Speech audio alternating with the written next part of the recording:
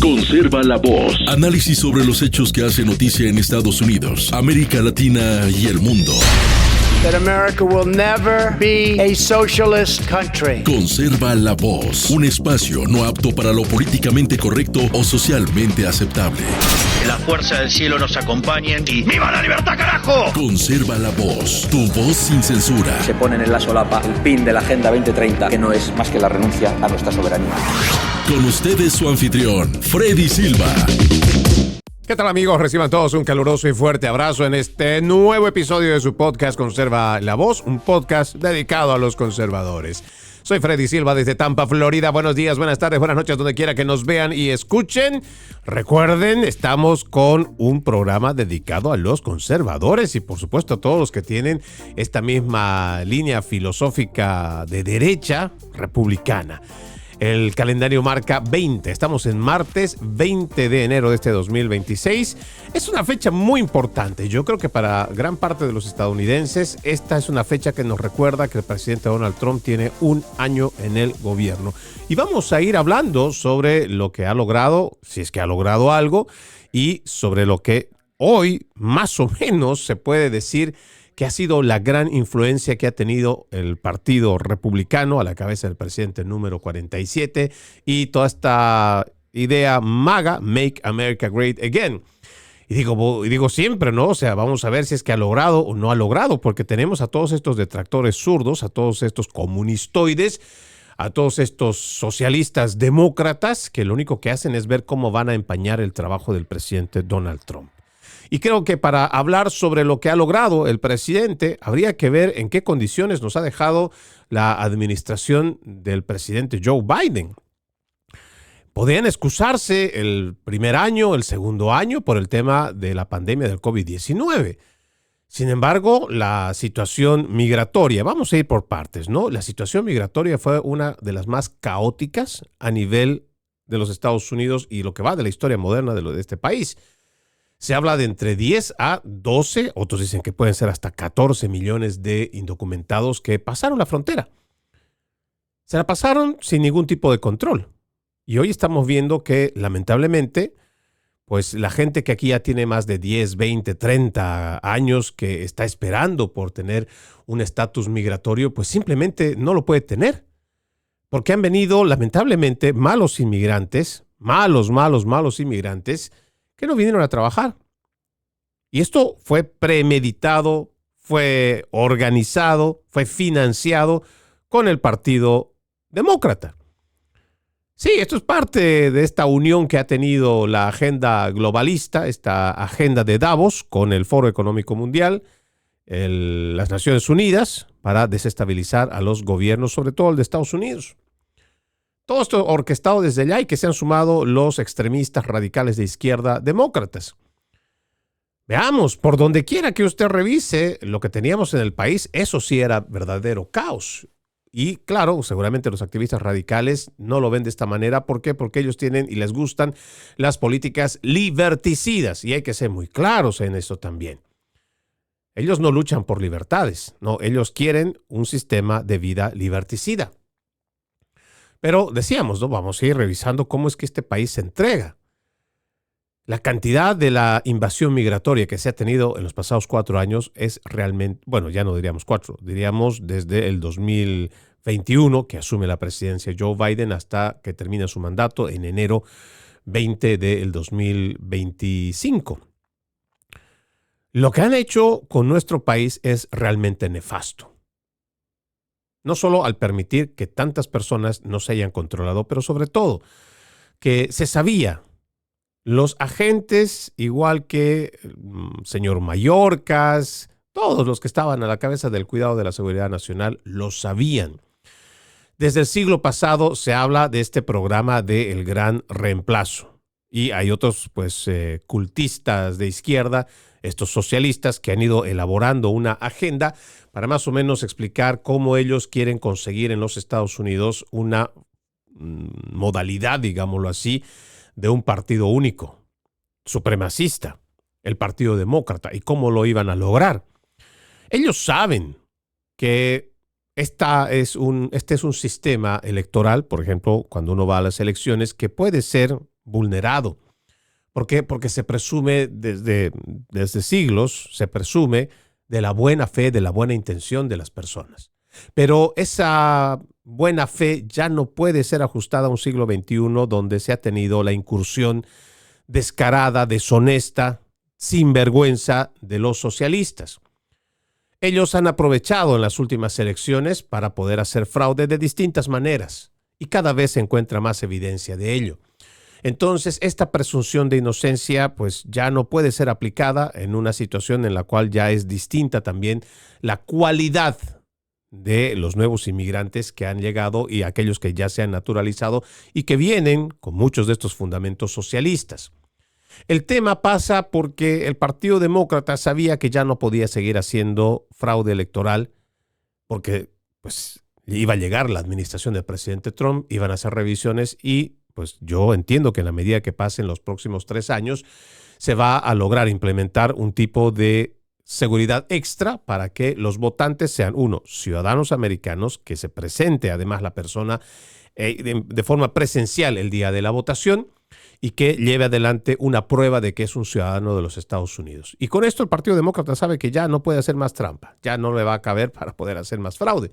Entonces, este Partido Demócrata, secuestrado por la izquierda más radical, encontró que en las estadísticas, solamente por hablar de los hispanos, más del 60% que logra hacerse ciudadano en este país termina afiliándose al Partido Demócrata. 60-65%, dependiendo cuál es la encuesta. Y según esa data, para ellos era importante importar la mayor cantidad de inmigrantes hispanos que, con la cantidad de afluencia que iban a llegar, más los que estaban esperando, ellos forzaron una reforma migratoria que lo antes posible permita que se haga una ciudadanía directa a todos estos que podríamos más o menos contar de entre unos 18 millones de nuevos ciudadanos americanos, digamos, entre los próximos 5 o 10 años. Si uno va revisando todo el aspecto político, uno lograría encontrar que hay estados donde el Partido Demócrata o Republicano termina ganando por cifras bastante pequeñas, digamos una diferencia de 1,000, 3,000 o 5,000 votos.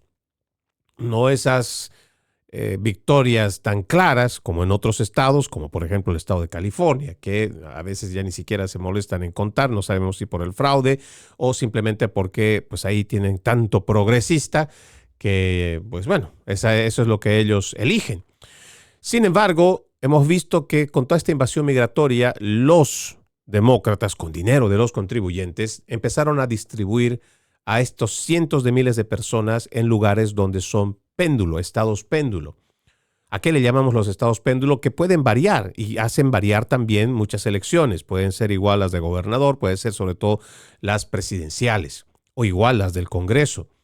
Por eso era importante para el Partido Demócrata con este plan del gran reemplazo hacer que tantos millones de inmigrantes entraran pensando que más adelante van a forzar de alguna manera un cambio migratorio que les permita, por lo menos a más de esos 5 millones, digamos que si fueran 10 y que le van a ser en los próximos 10 años ciudadanos unos nuevos 5 millones, esos 5 millones prácticamente van a cambiar por completo el panorama político y los resultados electorales, porque ya estamos viendo que muchos estados todavía se cree en lo que la Constitución ampara de los pesos y los contrapesos.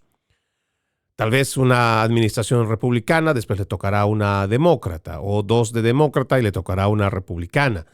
Pero hay una alternancia de poder. Lo que no quiere el Partido Demócrata. ¿Por qué? Porque si ellos se salen con la suya y permiten que todos estos millones de nuevos inmigrantes se hagan ciudadanos, pues va a haber un partido único. Y no importa si la gente está en desacuerdo, por ejemplo, con el asistencialismo. Esto que realmente ha cansado a muchos ciudadanos americanos de que estén llegando tantos millones de personas y que con dinero de los contribuyentes se les pague hotel 5 estrellas. Se les dé como mínimo una tarjeta de débito de más de $1,000, de $1,000 a $4,500. Adicionalmente a ello que se les pague transporte, se les pague el internet, se les pague todo, incluyendo la comida. Y así han estado por 4 años. 4 años que nos ha costado de nuestro bolsillo mantener a todas estas personas. Que no vinieron a trabajar, seamos claros, no son buenos inmigrantes. Vinieron a aprovecharse del sistema, vinieron a ver qué le pueden sacar a este país. No vinieron a adaptarse, no aman esta nación, no quieren estar siguiendo las normas y las reglas de esta nación. Por eso hay tanta anarquía ahora en las calles, porque no quieren un país que tenga leyes, que tenga normas, que se apegue a esa cultura de orden y apego a la ley. Por eso es que nosotros hemos visto como gran amenaza y lo venimos denunciando por años. El presidente Donald Trump heredó esta crisis. ¿Cuál es el resultado que tenemos un año después con la administración del presidente Trump? Son las cifras muy claras. Se habla de más del 95% de los cruces fronterizos. Sí. Nosotros hemos denunciado en este programa, y lo hemos hecho también a través de Entre Líneas en otra temporada del podcast, cómo han estado ingresando incluso de 10 a 15 mil inmigrantes por día. Póngase a pensar esa gran cifra, donde nuestros agentes fronterizos se les retiró la función de cuidar la frontera. Simplemente fueron utilizados para hacer una especie de guía turísticos, para llevar a los inmigrantes ilegales más bien a los centros de información o de retención para que les tuvieran sobres, incluso con una guía legal para cómo pueden ellos tener un seguro social. Y a través de ese seguro social contarlos como si fueran parte de la sociedad que contribuye, pero no. Tenían seguro social para que puedan pedir tipos de beneficio, asistencia en la vivienda, comida gratis, dinero gratis, transporte gratis y todo gratis. Esto es lo que hicieron los demócratas y esto es lo que ha hecho el presidente Donald Trump. Ha ido detrás de todos estos y todavía recién se está empezando a encontrar cuán grande es la estafa de parte de estos inmigrantes malos. Hemos venido reportando hace no más de una semana el tema de los inmigrantes somalíes en Minnesota. Al principio decía que era casi $1,000 millones en fraude. Ahora se está manejando ya no la cifra de 9,000 millones, sino $19,000 millones que podría ascender el fraude de toda esta comunidad somalí fraudulenta, que se aprovecharon del sistema. A eso vinieron. Pero tenemos una administración que está decidida a poder acabar con todo esto. ¿Por qué? Porque el momento que se roban $1 del contribuyente, se están robando de todos nosotros. Pero no estamos hablando solamente del tema migratorio per se, que para nuestro entender, muchos de estos inmigrantes que no vienen a adaptarse, pues como lo decía el mismo Charlie Kirk, una migración que no viene a adaptarse es una invasión. Si no hay asimilación, es una invasión. Y eso es lo que estamos viendo. Y tenemos un presidente que tiene el coraje de poderlo enfrentar como es. Ver la crisis como es. No estar con eufemismos, no estar con todas estas palabritas bonitas para que suene bien para la gente. No. Hay criminales dentro, hay. ¿Los dejaron entrar? Los dejaron entrar. ¿No los controlaron? No los controlaron. ¿Han asesinado personas? Han asesinado personas. ¿Han robado? Siguen robando. Algunos siguen robando. ¿Han venido en pandillas y en grupos? Han venido en pandillas y grupos. Por eso hay que reconocer la verdad y decirla como tal. Sin necesidad de estar ofendiendo a nadie. No, la verdad. La verdad no tiene por qué ofender a nadie. Y eso es lo que ha hecho el presidente Donald Trump. A muchos no les gusta porque tal vez no ha utilizado palabras bonitas. No el eufemismo que generalmente utiliza el politiquero. No. Ha hecho y ha dicho la verdad. Y esto es lo que tenemos, lamentablemente, hoy, que la gente no le gusta aceptar ni escuchar la verdad.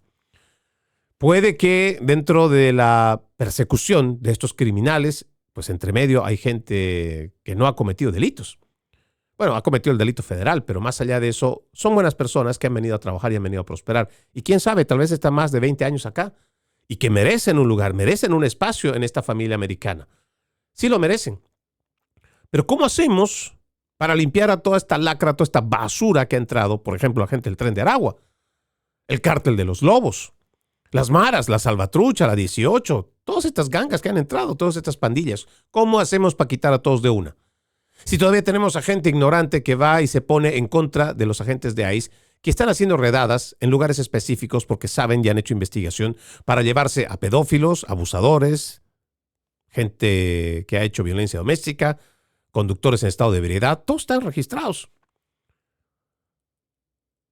¿Cómo vamos a sacar a toda esta gente mala si la gente se está oponiendo? Y no solamente esta gente ignorante que sale a la calle y se opone al trabajo de ICE, sino cuando tenemos a los mismos actores demócratas haciendo un espectáculo político, sumándose a esta nueva normalización de agredir a la gente.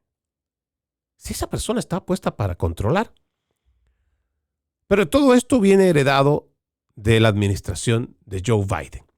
Adicionalmente, allí habrá que mencionar, cuando pasaba el primer año de la administración Biden, ya se había informado por parte del estado de Texas, lo había dicho Greg Abbott, que sus recursos que deberían ser destinados a sus ciudadanos tejanos, a este estado fronterizo, sus recursos ya habían sido agotados. Sus recursos económicos ya habían sido destinados para la lucha contra la inmigración ilegal. Y la gente dice, ¿pero cómo? Pues claro, ellos tienen que cuidar su frontera. Son parte de los Estados Unidos y están en la frontera con México. Es una lucha constante que tienen sus agencias de seguridad, sus agencias del orden para ir en contra del crimen, el narcotráfico, los cárteles del narcotráfico. Adicionalmente a ello tienes que contar que de esos 10,000 millones de personas, por lo menos por ahí han debido pasar unas 3, 4 millones de personas por Texas. Estas personas han llegado enfermas y han sido atendidas por los servicios de emergencia. ¿Quién paga los servicios de emergencia? Pues es el ciudadano con su bolsillo, con sus impuestos. A esto hay que sumarle que han generado caos porque a mucha gente no se le pudo dar cobijo, no se le pudo haber dado casa.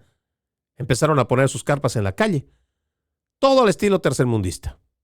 Dejaron las calles sucias. A esto hay que sumarle también que aumentó la prostitución. Porque si nosotros revisamos los datos, gran parte de esos 10 millones que llegaron acá, no llegaron pues en familia, no llegaron con sus esposas, no, llegaron jóvenes en edad militar que no tenían mujer. Y el crimen organizado aprovechó todo eso y la prostitución ha alcanzado niveles récord. Prostitución traída desde México, traída por los cárteles. A esto también hay que decir, ya no solamente es esa afectación, el tema de los servicios de emergencia. También habrá que mencionar que muchos de los niños que llegaron, que muchos de estos también llegaron no acompañados, también tuvieron que acomodarlos en las escuelas. En muchas escuelas de los estados fronterizos hubo hacinamiento, no había espacio más para niños. ¿Y de dónde salió para seguir costeando todo esto? Pues del dinero del contribuyente. Veamos del otro lado de la frontera también qué es lo que ha traído esta inmigración. Y lo denunciaba también el presidente durante sus rallies para su candidatura a la presidencia. ¿Cuántos del crimen organizado se fortalecieron gracias a estas políticas de fronteras abiertas de los demócratas? Veamos las cifras. Cada vez el cártel de Sinaloa, Jalisco Nueva Generación. Veamos cuánto es su poderío ahora que tienen. Usted dirá, pero pues Freddy, ¿no se está moviendo del todo dentro de Estados Unidos? Tal vez no, pero su crimen organizado, por eso es que le llaman crimen organizado, tiene más presencia y es el que está financiando y moviendo la mayoría de los shootings que se tienen, los tiroteos que se tienen. Es precisamente la guerra de pandillas, por el control del tráfico, por el control de los pequeños barrios donde venden la droga. ¿Quién trae la droga? ¿Quién trae el fentanilo? ¿Quién trae todo esto para moverlo? Son los miembros del cártel, del crimen organizado en México. Por un lado, nuestro país no solamente tiene a nuestros jóvenes enfermos. La tasa de mortalidad es más de 110,000 personas muertas por sobredosis al año. Representa casi 300 personas muertas por sobredosis en un solo día. Cada día se nos mueren casi 300 personas por una sobredosis de droga. ¿De dónde vienen todas las drogas? Pues la traen de ahí, del sur, del Río Grande para el sur. Puede ser el fentanilo, puede ser la droga, la marihuana, cualquier tipo de droga, pues pasa por esa frontera. Por eso para nosotros es importante que reconozcamos lo que estamos haciendo y cómo es que se ha permitido durante 4 años de la administración Biden que todo esto crezca. Ahora estamos viendo cómo, lamentablemente, el haber permitido que este crimen organizado se fortalezca con dinero de los contribuyentes aquí de Estados Unidos a través de las ONGs que han financiado y han estado socapando toda esta invasión migratoria, el dinero ha llegado a manos del cártel, de todo este crimen organizado. Ahí puedes meter no solamente a los cárteles de México.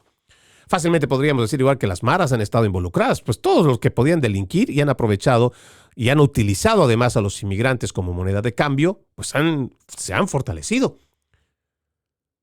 Mucha gente ni siquiera lo quiere ver de esa manera, pero veamos cuáles son las consecuencias que tiene en el mismo país mexicano. Una presidenta que públicamente ha dicho que la lucha contra el narco no va a volver, que no es una opción. ¿Por qué creen que dice eso? Pues lo dijo el mismo Nayib Bukele.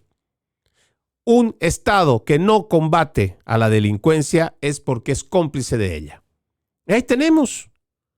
El mismo Andrés Manuel López Obrador, AMLO, es el que ha permitido la política de abrazos y no balazos. ¿Cuántos balazos le han dado a los aspirantes políticos que han denunciado al narcotráfico? ¿Y cuántos de ellos están en la cárcel? ¿Cuántos? Señora Sheinbaum, ¿a cuántos han arrestado? ¿Cuántas veces usted ha agarrado y ha dicho hemos desmantelado a esta célula del narcotráfico? No lo ha hecho, porque es cómplice de ello.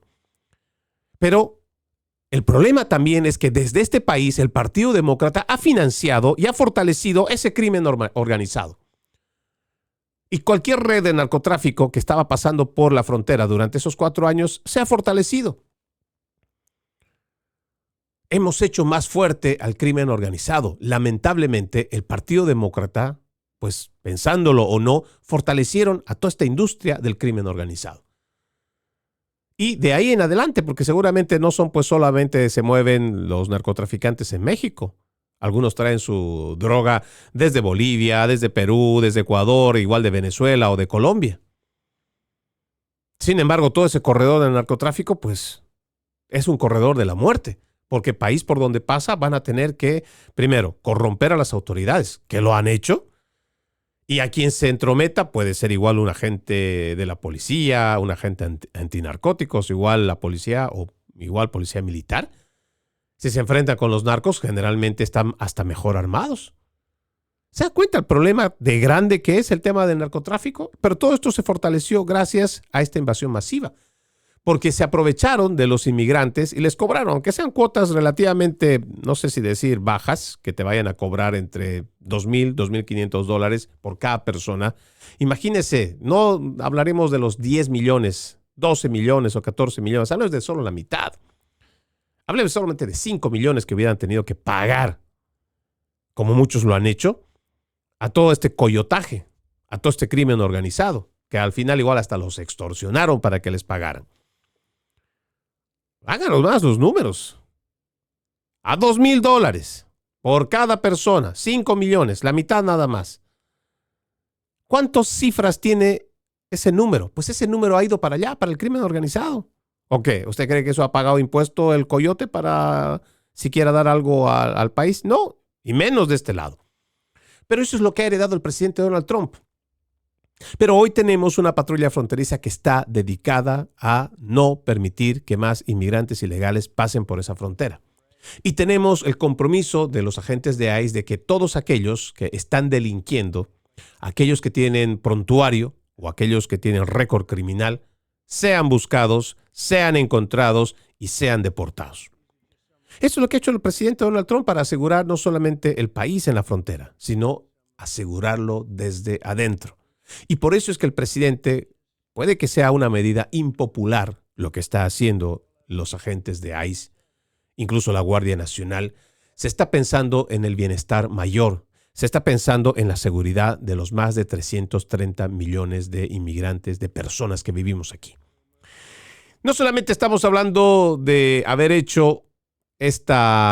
cumplido con esta promesa. Aquí tengo un artículo interesante, dice, ¿no? El registro federal, dice, muestra que el presidente Donald Trump firmó 228 órdenes ejecutivas a lo largo de este primer año completo en su segundo mandato, sin mencionar la legislación transformadora que promulgó ni las exitosas iniciativas de política exterior que emprendió. Vamos a ver por acá, es bastante interesante, le digo, apenas estamos viendo solamente la parte de encimita. El presidente Trump logró más en un año que muchos presidentes en 8. Cumplió, dice aquí todas, no sé si es que realmente lo son, pero sus principales promesas de campaña: asegurar la frontera, frenar la crisis inflacionaria de Biden, aprobar los mayores recortes de impuestos a la clase media de la historia, acabar con el absurdo progresista de la DEI y restaurar la fortaleza de Estados Unidos en el escenario mundial. Esto es lo que dijo la secretaria de prensa de la Casa Blanca, Karen Leavitt, bajo el liderazgo del presidente Trump. Estados Unidos es más seguro, más fuerte, más próspero que nunca y lo mejor está por venir. Bueno, a ver, déjeme ver, ¿no? Cuando dice que además de estos 228 órdenes ejecutivas, yo creo que también haber aprobado este One Big Beautiful Bill Act no solamente ha protegido jóvenes, mujeres estadounidenses de la ideología trans, izquierdista radical, que desató su agenda, y la del secretario del Departamento de Salud y Servicios Humanos, Robert Kennedy, Make America Healthy Again. Bueno, hay mucho que podríamos decir, ¿no? Por otro lado, no solamente es haber asegurado la frontera, darle más seguridad dentro y fuera a los estadounidenses. Esto de frenar la crisis inflacionaria de Biden, las cifras son bastante claras, ¿no? Biden nos llevó a un 9.1, 9,1, como mejor sea su interpretación decimal. Si está aquí en Estados Unidos, está afuera. Llegamos al 9,1% de inflación. Cuando lo entendible, o lo que se entiende aquí como una economía relativamente buena, debería ser del 2.5 como mucho. Claro que si es menos de 2, pues quiere decir que el país está muchísimo mejor en cualquier sentido. Y si hay una cero inflación, o sea, inflación cero, pues sería extraordinariamente bien.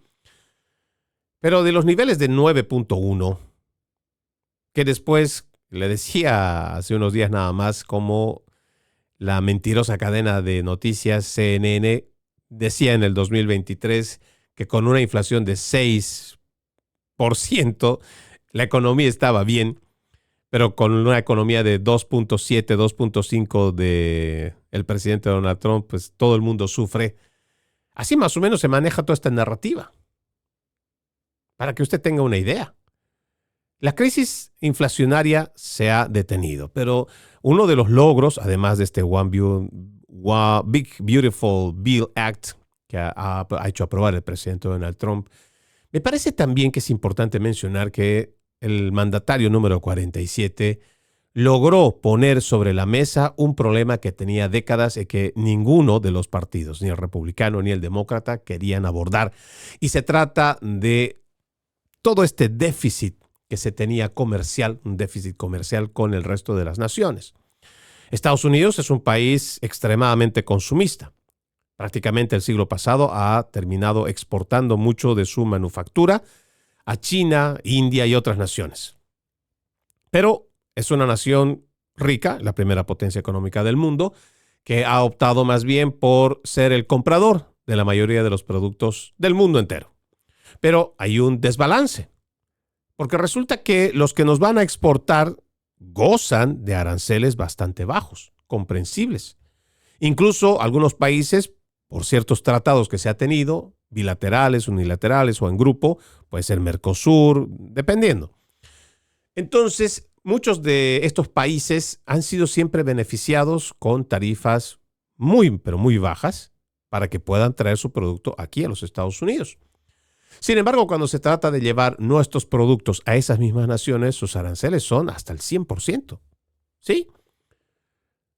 Le dije, cuando yo revisaba, y le puedo hablar de mi país, donde no se fabrican autos, donde además no es la industria principal, la manufactura de automóviles, si usted se compra un auto chino, su arancel es muy bajo.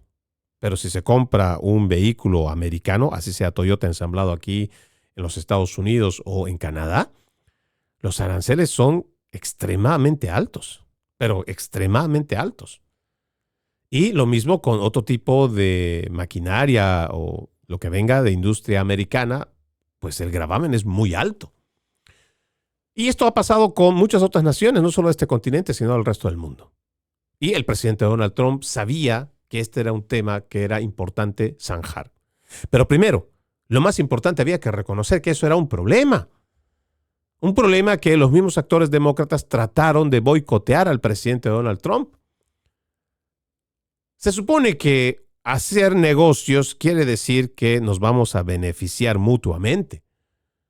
No es que tú, que te crees más listo o que piensas que tu producto es mejor, entonces le vas a sacar ventaja con el que vas a hacer negocio. Pues entonces, ¿para qué estás haciendo negocio? Lo estás estafando, le estás simplemente robando, te estás aprovechando. Y eso no es justo. Tal vez muchas personas que comercian con China podrán entender que ellos son desleales, no son buenos para los negocios, aunque tengan un producto muy barato, aunque es producto basura, pero pues esa es la forma de comerciar con China. Sin embargo, con Estados Unidos se supone que se pide los más altos estándares de producción. Pero de igual manera que van a traer para acá sus productos que entendemos son buenos, pues deberían también ser recíprocos. Que al igual que como aquí se compra sus productos y tienen ciertos aranceles, pues debería ser lo mismo si Estados Unidos quiere industrializar, potencializar su manufactura, pues lo que se pueda hacer acá, que también sea bien recibido y que no le pongan tantas trabas o que los gravámenes arancelarios no sean muy altos. Y esto es importante. El presidente ha dicho que los dividendos lo vamos a ir viendo más adelante. Lo importante es que el presidente está restituyendo lo que nosotros llamamos es un amor propio por la manufactura americana. Tal vez muchas personas son muy jóvenes para recordarlo, pero en mi caso, con 45 años, yo le puedo garantizar que en el siglo pasado, cuando se hablaba en mi país sobre el producto americano, tenía un alto estándar de calidad por el solo hecho de ser americano. Y muchas de las industrias, cuando buscaban un tipo de equipo entre el alemán o el americano o el chino, si había que escoger, por muy barato que pueda ofrecerte la basura que exporta China, pues la gente prefería el producto americano, incluso por encima del alemán, porque era buena producción. Pero como hemos ido exportando, hemos ido sacando nuestra manufactura, pues ya mucho de ese amor propio por el producto americano pues se ha ido perdiendo. Y es comprensible, porque si ya no tienes productos que sean hechos aquí en los Estados Unidos y aunque sea Old Navy, aunque sea Levi's, aunque sea cualquier marca, incluso nuestras marcas que deberían ser propias, ensambladas aquí, como la Chevrolet, yo he visto Chevrolet, autos Chevrolet hechos en China. No me lo cree, puede revisarlo. Hay autos Chevrolet, me imagino que si hay un Chevrolet habrá otras marcas que se están haciendo en China. Sin embargo, hemos perdido el amor por la manufactura americana. Y esto que el presidente Trump está haciendo con esta nueva estrategia de los aranceles, lo que también se está haciendo y empezar a fomentar es que estas nuevas generaciones, los productos que se tienen, que puedan llegar no solo a nuestro mercado interno, que si es requerido por un mercado extranjero, pues entonces habrá que llevarle este producto y que no tenga barreras arancelarias que lo impidan. Y que el comercio sea justo tanto para ellos como para nosotros. Y creo que esto es muy importante en el escenario mundial. También decía este artículo que se haya hecho o se haya acabado con todo este absurdo progresista de las políticas de diversidad, de equidad e inclusión. Ese es un gran logro del cual deberíamos sentirnos también, no digo aliviados, porque esto no nos puede dar paz, porque una cosa es que el presidente haya firmado órdenes ejecutivas para ir en contra de todas estas políticas de EI, sin embargo, no podemos bajar la guardia. Agradecemos de sobremanera, y le digo a nombre propio, agradecemos de sobremanera que el presidente Donald Trump haya puesto prioridad sobre estas políticas del DEI que son tan dañinas. Toda esta cultura woke es realmente peligrosa para nuestros jóvenes y tiene muchas aristas de las cuales podríamos hablar. Pero si usted se fija, todas estas políticas de DEI, diversidad, de equidad, de inclusión, toda esta banderita de multicolor, de LGBT, de transgenerismo, todas estas políticas liberticidas fueron traídas por el Partido Demócrata. Y tanto en la administración de Barack Hussein Obama, del musulmán, igual que de Joe Biden, se logró implementar todas estas políticas que eran dirigidas para destruir a los Estados Unidos desde adentro. ¿Por qué? Porque cuando uno revisa estas políticas liberticidas, toda esta DEI, es para poder destruir la igualdad ante la ley. Dicen que buscan la igualdad, pero es mentira. Ellos quieren privilegios. Porque si quisiéramos igualdad no estaríamos hablando de un cierto grupo transgénero o un binario o no binario o lesbianismos, o ser gays, o cualquier otra de estas subjetividades que te hagan a ti ser mejor que el resto de cualquier persona heterosexual. Si vamos a ser iguales y quieren que seamos iguales, pues seamos iguales ante la ley, seamos tratados todos como personas. Y que no porque lleves tú una insignia de LGBT o cualquier otra de estas políticas de DEI, pues tú creas que tienes que tener un trato especial o diferente. O que sientas que porque alguien a ti te ha discriminado, te ha hecho sentir menos o lo que sea que tú pienses, el resto de la población que no ha hecho nada, pues tenga que sentirse culpable. Más importante aún, el haber ido en contra de estas políticas DEI están salvando vidas entre niños y adolescentes. Porque estas políticas DEI, que además de estar en las oficinas públicas, también están en las escuelas, están siendo muy perjudiciales. Y estamos hablando de estos cambios de sexo, de la hormonización. A grandes rasgos, simplemente le voy a contar este tema de la agenda de género o la ideología de género. Es una idea traída o importada desde las Naciones Unidas.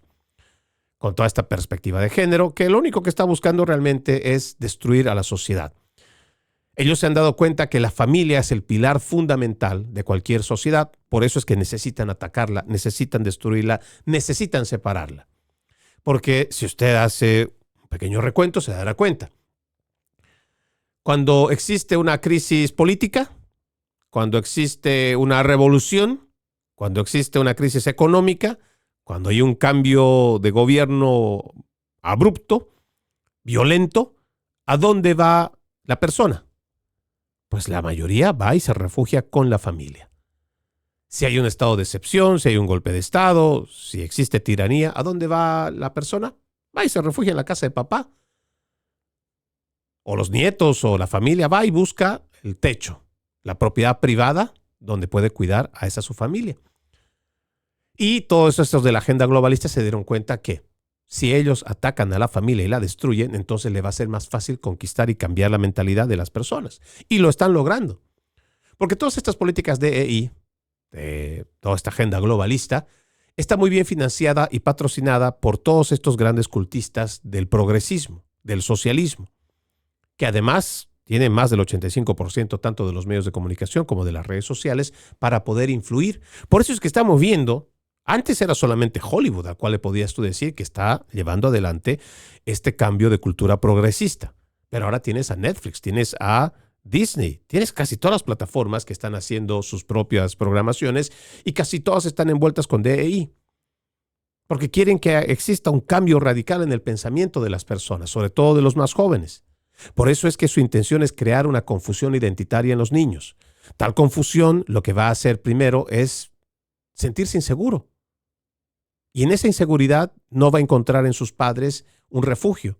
Porque resulta que ahora hay leyes, por ejemplo en California, donde si el padre, cuando le dice al hijo que es gay, o que es lesbiana, que le gustan los hombres, que le gustan mujeres, siendo un niño, si el padre no afirma su deseo y su capricho, entonces hay leyes que hacen que te pueda quitar el Estado la patria potestad.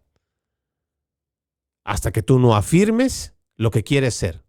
Aún sea un niño, no tenga un cerebro maduro y desarrollado, no tenga claro qué cosa es la vida, y las leyes incluso sean capaces de decir que con cierta edad no puede consumir alcohol, no puede fumar cigarrillo, no puede ir a ciertos lugares. Sin embargo, parece que cuando tienen 8, 7 años, parece que sí pueden decidir sobre su vida. Y así de absurda es la ideología de género, que está buscando otra vez una confusión identitaria en los niños. Porque una vez que están confundidos, están separados de su familia, entonces son presas fáciles para la industria de la farmacéutica, porque los van a hormonizar y esa hormonización va a ser de por vida. Y posteriormente, si ya está muy confundido, si está fanatizado, radicalizado, lo van a llevar a una cirugía irreversible. Y ahí tenemos a miles de estos niños que están arrepentidos de haber hecho este cambio de sexo, cambio de cirugía y lo demás. Pero ya les han arruinado la vida de por vida. ¿Por qué? Porque eso es lo que están buscando. Sociedades confundidas, débiles y solas, para que las puedan manejar, las puedan controlar, las puedan dominar. Y están avanzando en ello. Por eso es que nosotros entendemos que lo que está haciendo el presidente Donald Trump y lo que ha logrado en este año en cuanto al combatir a estas políticas del DEI es muy importante. Pero no solamente estamos hablando de asegurar la frontera, bajar la crisis inflacionaria, además de hacer estos recortes sobre el DEI, sino restaurar la fortaleza de Estados Unidos en el escenario mundial. Y creo que aquí hay muy poco que le puedan decir sus detractores en el mundo. El presidente Donald Trump ha estado forjando la paz en muchos países. Según los datos que expresa la Casa Blanca, se habla de por lo menos de 5 a 6 conflictos armados en los cuales ha tenido interferencia directa y los cuales ha parado. Creo que los más notables, todavía estamos viéndolo, que se está en medio de los acuerdos, es en la Franja de Gaza, que se creía esto era imposible poder lograr, pero pues parece que tenemos una tensa calma, pero hay una paz. Y créanme, estos detractores zurdos, todos estos demócratas, dicen que no se ha logrado nada. Yo creo que por cada día, uno solo, que no se dispare una bala en esa zona de conflicto, es una vida salvada. Y sobre todo, vidas de niños. La reconstrucción, el acuerdo de paz y seguramente todo lo demás que pueda venir, pues será por añadidura. Pero que ciertas zonas en donde el conflicto permanente y el disparo, o sea, la guerra, si ha frenado de 5 a 6 conflictos, es una gran lucha y es un gran logro. Tal vez faltan las más grandes, ¿no? En este caso sería la de Rusia con Ucrania, que se espera que sea pronto. Y ojalá, nuestras oraciones siempre son para que se encuentre paz en este conflicto. Pero más allá de esto, el presidente está haciendo lo que ningún otro presidente había pensado en hacerlo. En política exterior habíamos sido vilipendiados, ridiculizados, señalados por una debilidad y fragilidad del entonces presidente Joe Biden, que como ya lo hemos visto, pues no gobernaba. Hemos también comprobado que ha pasado más tiempo en sus vacaciones, ha pasado más tiempo dormido y hay una investigación donde igual incluso se ha firmado muchos documentos supuestamente en la Casa Blanca sin autorización del mismo Joe Biden o incluso cuando él estaba fuera de la capital, Washington, D.C. Y esto era un hazmerreír para el resto de las naciones. Un presidente que cuando salía de casa iba a ciertas conferencias o a cumbres y se quedaba dormido. Había que tenerle una especie de niñera que le dijera que no es por este lado, tiene que irse por este otro lado, o le tenían que llevar de la manito para que le hicieran sentar, porque el señor siempre andaba muy confundido, muy perdido. Y es que su deterioro cognitivo era muy notorio. Un deterioro cognitivo que fue ocultado, socapado, con la complicidad del Partido Demócrata en función de gobierno, con los principales medios de comunicación. Pero afortunadamente el presidente Donald Trump gana la presidencia hace un año y hace un año está gobernando. Hay muchos cambios que se están haciendo y creo que nosotros podemos fácilmente ver que hay un cambio también en el eje político. Revisemos la victoria de Javier Milei, que ha tenido mucha influencia del presidente Donald Trump en Argentina. Veamos también cómo está haciendo un cambio en Chile, su inmediato vecino.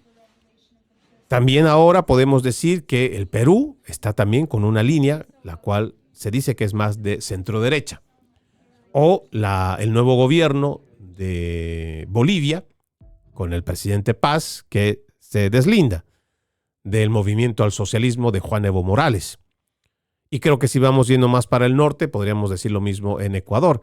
Y hay una corriente que también se está levantando hacia la derecha en Europa. Por eso creemos que la influencia que tiene el presidente de los Estados Unidos, Donald Trump, y en esta lucha contra todo este progresismo, socialismo, marxismo, neomarxismo o comunismo, tiene una gran influencia. Y muchas personas en el mundo ven esta presidencia como una gran oportunidad para hacer cambios a una política socialista que no funciona, que solamente ha traído más endeudamiento, más polarización, que está además haciendo que naciones ricas, como muchas de Occidente, estén entrando en una línea de pobreza, de caos, en algunos lugares hasta de anarquía, provocada precisamente por estas políticas socialistas que tienen más de 2 décadas, que no están funcionando.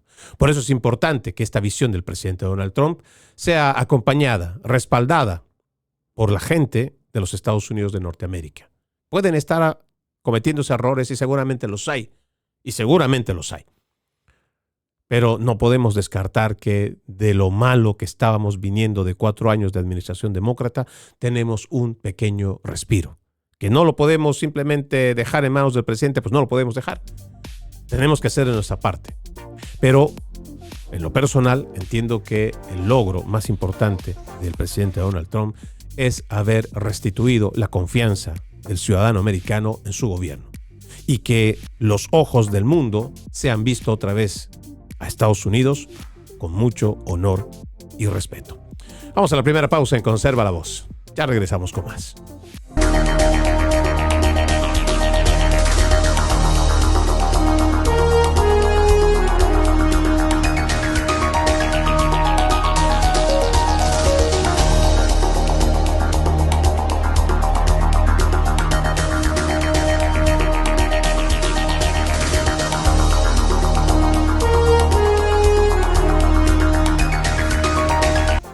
Continuamos con más de su podcast Conserva la Voz. Recuerde, usted puede ser parte de este programa. Escríbame a Freddy Silva Ayala en Facebook, Freddy Silva 80 en Instagram, Freddy Silva TV en X, antes Twitter, igual que TikTok y YouTube. Le agradezco que me ayude a compartir mi contenido. También lo invito a ver loramediatv.com, www.loramediatv.com.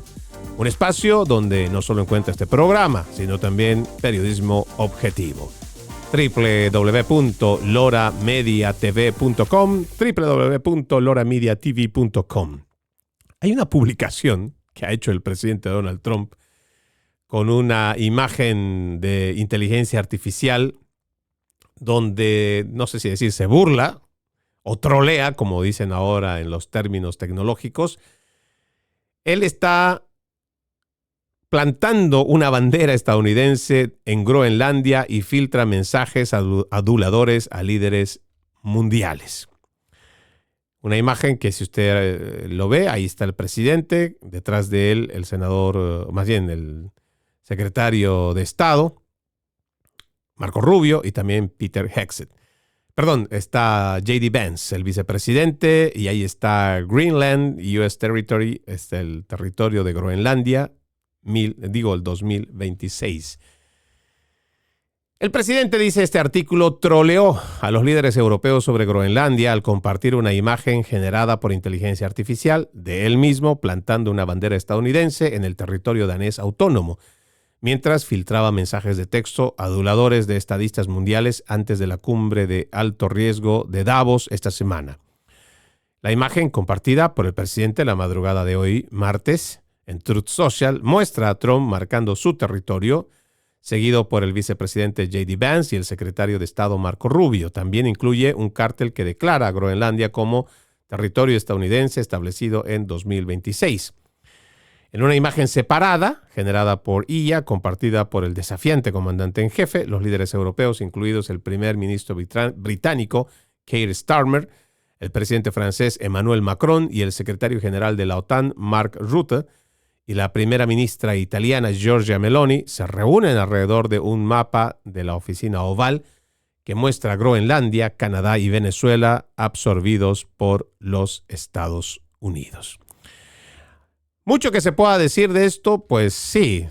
El tema es que parece que mucha gente todavía le cuesta entender que una de las prioridades del presidente Donald Trump en política exterior es establecer que la región del continente americano es para los americanos y que ya no vamos a aceptar la influencia e intromisión ni de Rusia, ni de Irán, ni de China y de ningún otro némesis o enemigo antiestadounidense en nuestra región. El presidente ha sido muy claro. El tema de Venezuela es muy importante, por ejemplo, para no solo devolverle la libertad a los venezolanos, la prosperidad, restituir la democracia, sino más importante aún es evitar que sigan succionando el petróleo venezolano para fines e intereses que no van de acuerdo a lo que pues, se tiene para este continente. Después de eso, pues habrá que ver. El tema de Groenlandia es muy importante, lo ha dicho el presidente, no solo porque allá hay tierras raras, sino también por la influencia que tiene Rusia con sus acorazados, igual con sus submarinos y la amenaza vigente. No nos olvidemos que Rusia tiene un gran arsenal nuclear que no lo ha utilizado en la guerra con Ucrania. Sin embargo, sabemos que Estados Unidos podría estar tan cerca de su radar, si es que no se toma y no se va a sentar un precedente de que Estados Unidos va a estar controlando el continente americano, para los americanos. Ahora, pues hay mucho que se puede decir, hay mucho que se podría mencionar. Entiendo que los detractores del presidente Trump hablan de un totalitarismo y quién sabe qué otras palabras. Sin embargo, hay un interés muy particular, sobre todo para cuidar a los estadounidenses dentro de nuestras fronteras, y Groenlandia es una de esas prioridades. Cambiando de tema, hay algo que me preocupa y es que un obispo episcopal en New Hampshire, está atrayendo la atención nacional después de advertir a su clero que finalicen o que hagan sus testamentos y pongan sus asuntos en orden y prepararse para una nueva era de mártires. El obispo Rob Hirschfeld de la Iglesia Episcopal de Nueva Hampshire hizo sus comentarios a principios de este mes en una vigilia en honor a René Good, quien recibió un disparo fatal el 7 de enero. La administración Trump ha defendido las acciones del oficial de ICE, diciendo que disparó en defensa propia mientras estaba parado frente al vehículo de Good cuando comenzó a avanzar. Pero bueno, el discurso de Hirschfeld, de esta persona de la iglesia, citó a varios miembros históricos del clero que arriesgaron sus vidas para proteger a otros, incluyendo la mención del estudiante de seminario de Nueva Hampshire, Jonathan Daniels, quien fue asesinado a tiros por un agente del sheriff en Alabama mientras protegía a un joven activista negro de derechos civiles en 1965. Para nosotros es importante, como cristianos, como católicos, tener que identificar la mentira y los mentirosos. No estamos y no deberíamos estar promoviendo una cultura de mártires, cuando en realidad lo que esta gente está buscando son simplemente secuaces. No podemos llevar a nuestra nación hacia una guerra civil y no deberíamos promover el desacato a las autoridades. Puede que no te guste la ley, busca la forma de cómo cambiar la ley, pero no llames al caos y al desorden, porque en esta nación, que somos una nación de orden y apego a la ley, necesitamos a estos agentes que vengan a poner orden. Independientemente de cuál sea tu visión política, filosófica, tenemos que estar claros en que debemos ir contra la criminalidad y debemos hacer un esfuerzo por estar del lado de nuestros agentes. Entendemos que hay en la historia registrada racistas, lo sabemos, hay, pero no por eso vas a generalizar y decir que todos los departamentos de policía son racistas.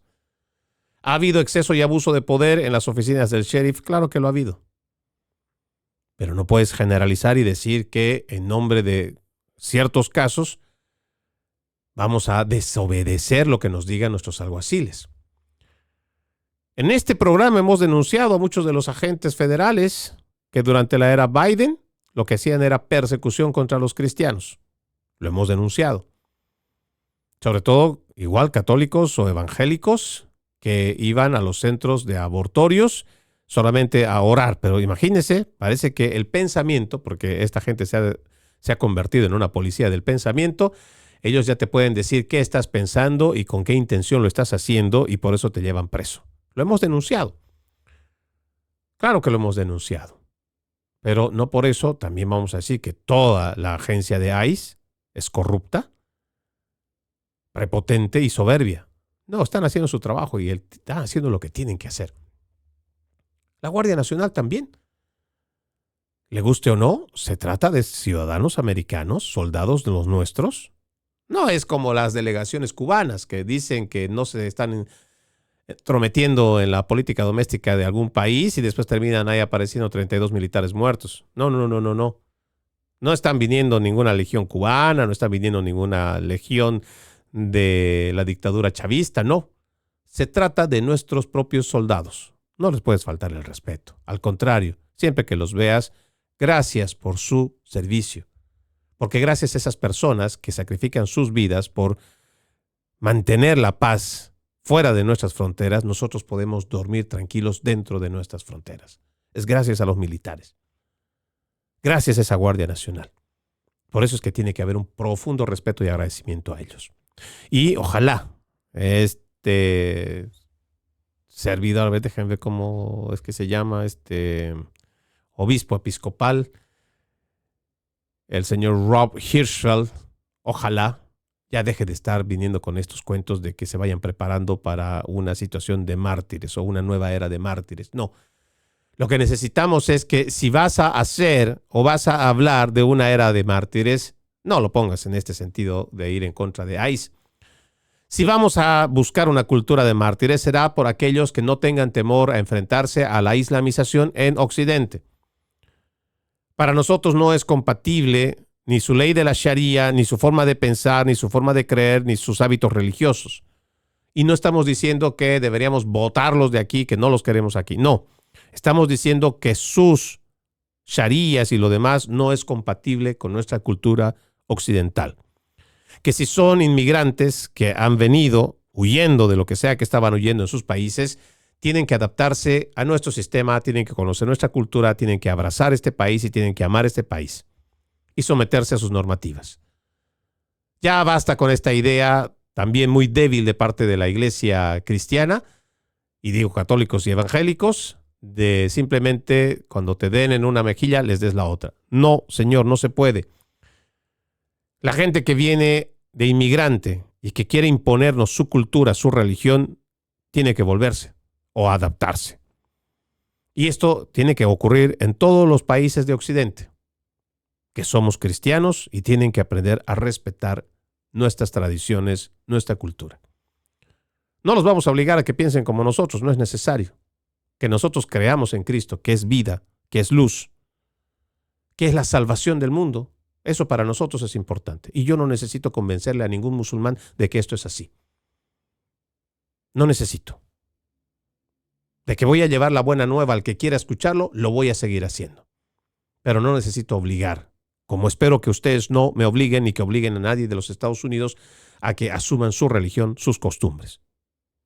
Le digo y le insisto, no es compatible con la cultura occidental. Y ojalá en este año que termina, en su primer año de mandato del presidente Donald Trump, también se fortalezca mucho nuestra fe. Hemos visto actos que él ha realizado donde se incluye la palabra, la Biblia, la oración. Y es que una nación sin Dios es una nación que va hacia la debacle. Y nosotros no podemos olvidarnos de ello. Primero Dios. Primero nuestro Señor en nuestra vida, en nuestra familia y que guíe nuestro país y seremos una nación próspera y abundante. Soy Freddy Silva desde Tampa, Florida. Buenos días, buenas tardes, buenas noches, donde quiera que me hayan visto y escuchado. Antes de irme, permítame dar un extracto de la palabra. Un sábado, Jesús iba caminando entre los sembrados y sus discípulos comenzaron a arrancar espigas al pasar. Entonces los fariseos le preguntaron, ¿por qué hacen tus discípulos algo que no está permitido hacer en sábado? Él les respondió, ¿no han leído acaso lo que hizo David una vez que tuvo necesidad y padecían hambre él y sus compañeros? Entró a la casa de Dios en tiempos del sumo sacerdote Abiatar, comió de los panes sagrados que solo podían comer los sacerdotes y les dio también a sus compañeros. Luego añadió Jesús, el sábado se hizo para el hombre y no el hombre para el sábado. Y el Hijo del Hombre también es dueño del sábado. Marcos capítulo 2 versículos 23 al 28. Tengan un bendecido resto de jornada y como siempre, ejercitemos la decencia que nada nos cuesta. Permiso.